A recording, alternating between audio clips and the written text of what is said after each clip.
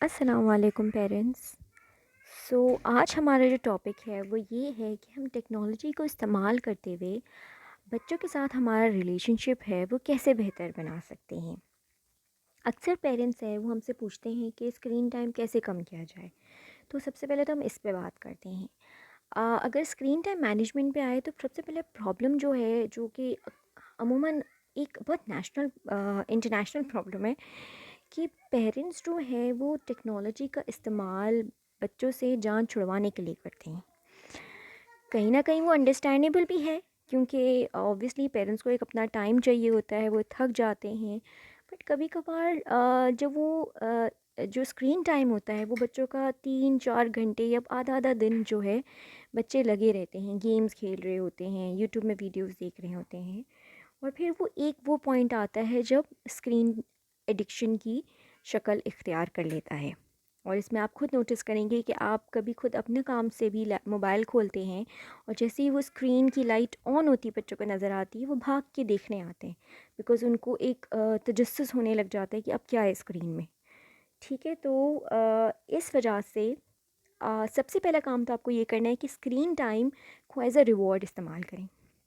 अगर मैं आजकल की सिचुएशन को लेके बात करूं, तो बच्चों की छुट्टियां हैं, बच्चे पूरे दिन घर पे रहते हैं, तो रोज़ आप कुछ सेट ऑफ टास्क हैं जो बच्चों के लिए सेट कर दीजिए। फ्रिज में मे बी स्टिकी नोट्स के थ्रू उनके बेडरूम में उनकी कबर्ड के ऊपर कहीं लगा दीजिए। और हर बच्चे को वो सारे टास्क पूरे करने होंगे, जिसमें हाउस कोर्स हो सकते हैं, एजुकेशनल एक्टिविटी हो सकती है, कोई स्कूल लेसन प्लान हो सकता है। और जब वो कर लेंगे उसके बाद ही आप उन्हें स्क्रीन टाइम रिवॉर्ड दें, जिसमें वो गेम्स खेल सकते हैं, अपनी फेवरेट वीडियोस देख सकते हैं, कार्टून वॉच कर सकते हैं, व्हाटएवर दे लाइक। उसके बाद सेकेंड चीज़ ये है कि इवन अगर स्क्रीन टाइम का एज रिवॉर्ड आप दे रहे हैं तो 40 मिनट से ज़्यादा एक्सीड नहीं करना चाहिए ये time. 40 minutes of screen time मेरे लिहाज से इज़ इनफ। ये आपके बच्चे को सेटिस्फाई करेगा भी, करना भी चाहिए, और उसके साथ साथ एक स्क्रीन एडिक्शन भी कॉज नहीं करेगा। ओके, अगली चीज़ मैं जिस पे आऊँगी कि टेक्नोलॉजी को बच्चों के लिए बेनिफिशियल बनाएं। हम हम हमने टेक्नोलॉजी को बड़ा बदनाम किया हुआ है। हमें लगता है कि टेक्नोलॉजी जो है वो बच्चों को ख़राब कर रही है। टेक्नोलॉजी की वजह से जो बच्चे हैं वो पढ़ाई पे ध्यान नहीं दे रहे हैं, एग्ज़ेट्रा एग्ज़ेट्रा। देखिए, कोई भी चीज़ अच्छी या बुरी जो है वो उसके इस्तेमाल से बनती है। जिसका ये इशू है कि अगर आप टेक्नोलॉजी को अच्छे यूज़ के लिए यूज़ करेंगे तो ऑब्वियसली टेक्नोलॉजी एक बहुत अच्छी चीज़ है। अगर हम आजकल की सिचुएशन पे बात करें तो टेक्नोलॉजी के थ्रू कितने काम हमारे आसान हो गए हैं, बिकॉज़ प्रैक्टिकली वर्क प्लेस पे जाना आपके लिए अब नामुमकिन है। टीचर्स बच्चों को ऑनलाइन पढ़ा रही हैं। दूसरे जो प्रोफेशनल्स हैं वो अपने काम एक अपने लैपटॉप इंटरनेट की यूसेज से क्या कहते हैं कर पा रहे हैं। तो टेक्नोलॉजी एक बहुत बेनिफिशियल चीज़ है, उसको बेनिफिशियल बनाई जा सकती है। और प्रॉब्लम ये है कि हम बच्चे को टेक्नोलॉजी का सही इस्तेमाल सिखाते नहीं हैं। उनको हम ये नहीं सिखा रहे हैं कि टेक्नोलॉजी उनके लिए सिर्फ एक एंटरटेनमेंट का सोर्स नहीं है, वो उनके लिए एक एजुकेशनल सोर्स हो सकते हैं, उनके लिए स्किल्स लर्निंग वाला सोर्स हो सकता है। सो टेक्नोलॉजी का इस्तेमाल करते हुए आप अपने बच्चों के अंदर बहुत सारे स्किल्स डेवलप करवा सकते हैं। सिंपल सिंपल अगर मैं बात करूँ तो माइक्रोसॉफ्ट ऑफ़िस के जितने भी एप्लीकेशंस हैं, माइक्रोसॉफ्ट वर्ड है, माइक्रोसॉफ्ट पावर पॉइंट है, माइक्रोसॉफ्ट एक्सेल है, अगर आप इनकी ही एक्सपर्टीज़ अपने बच्चों को सिखा दें तो ये एक बहुत इम्पॉर्टेंट स्किल्स है जो उनके फिंगर टिप्स पे रहेंगे और आके कई साल उनको इस्तेमाल आएंगे।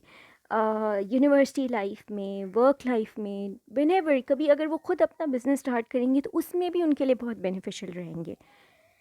उसके बाद फ़ोटोशॉप है, पिक्चर्स को एडिट कैसे करना है, इनको एक अच्छा नया रूप कैसे देना है, आप वो स्किल उनको सिखा सकते हैं।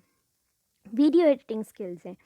देन राइटिंग एक वो स्किल है जिसमें मे बी एक न्यूज़पेपर आर्टिकल लिखना, और उसको न्यूज़पेपर आर्टिकल की शक्ल कैसे देना है एमएस वर्ड पे, उसको वो फॉर्मेट कैसे देना है, वो सारी चीज़ें बच्चे सीख सकते हैं।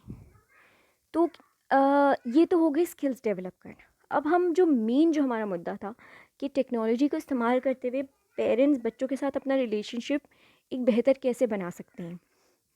तो इस तरह से बना सकते हैं कि कोई भी एक अगर हम क्या कहते हैं एप्लीकेशन ले लें, कोई स्किल ले लेते हैं कि चले हम फ़ोटो एडिटिंग स्किल सिखाना चाह रहे हैं बच्चों को फ़ोटोशॉप पे।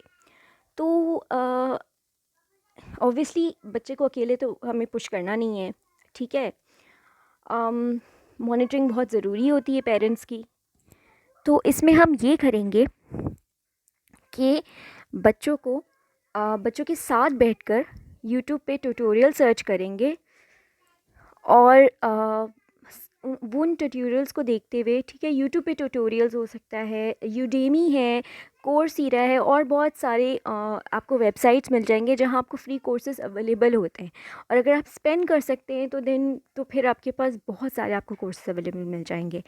वो कोर्सेज आपको अपने बच्चों के साथ अटेंड करने हैं ऑनलाइन, ठीक है। 40 मिनट्स या 30 मिनट्स जितना भी आप टाइम निकाल सकते हैं। आजकल वैसे भी आप लोग भी घर पे रहोगे अपने बच्चों के साथ, तो अगर 1 घंटा भी निकालते तो इट्स नॉट बैड। आप अपने बच्चों के साथ उन कोर्सेज़ को अटेंड करिए। कुछ चीज़ें आपको नहीं समझ आएंगी तो आपके बच्चे आपको सिखा रहे होंगे, कुछ चीज़ें आपके बच्चे को नहीं समझ आ रही होगी तो आप अपने बच्चे को सिखा रहे होंगे। ये जो है आप दोनों की रिलेशनशिप को बहुत बेहतर बनाएगा। अगर आपको अच्छा, अब जैसे कि आपको आता है ऑलरेडी, तो फिर तो आप अपने बच्चे को बैठकर सिखाएंगे, तो ऑटोमेटिकली आप दोनों का रिलेशनशिप बहुत बेहतर बन जाएगा, ठीक है।